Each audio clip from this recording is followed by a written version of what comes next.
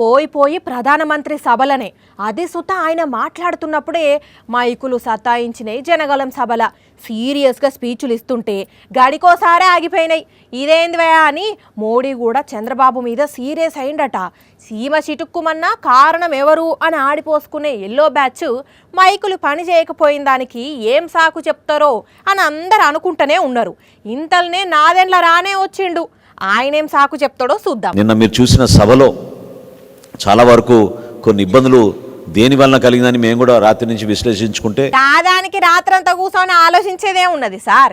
ముందే మైకులు సరిగ్గా పని చేస్తున్నాయా లేవా అని చెక్ చేసుకోవాలి కదా, ఎందుకు చూసుకోలేదు? ఇది కేవలం పోలీసుల వైఫల్యం. ఓహో, సాకు పోలీసుల మీద పెట్టిండ్లా? అంటే పోలీసులు సౌండ్ బాక్సుల దగ్గర కూర్చొని హలో మైక్ టెస్టింగ్ 1 2 3 4 అని సెట్ చేసేది ఉండేనా? తప్పకుండా దీనిపైన ఎంక్వైరీ జరగాలి. దేని మీద ఎంక్వైరీ జరగాలి? మైకులు పని చేయకపోవడం మీదనా, సభ ఫెయిల్ అవడం మీదనా? సభ మేము ఏర్పాట్లు చేసుకున్నప్పుడు ప్రధానమంత్రి గారి భద్రత విషయంలో, సభలో జరగాల్సిన సెక్యూరిటీ విషయాల్లో సరైన రీతిలో వీళ్ళు స్పందించలేనిది తప్పకుండా నేను జరిగిన సంఘటనలో అది భాగమే అని నేను మనస్ఫూర్తిగా నేను తెలుపుతున్నాను. ఇప్పుడు మీ బాధ ఏంది సార్? సెక్యూరిటీ సరిగ్గా లేదనా, మైకులు సరిగ్గా పనిచేయలేదనా? ఎన్నో అవమానాలకు గురయ్యాం.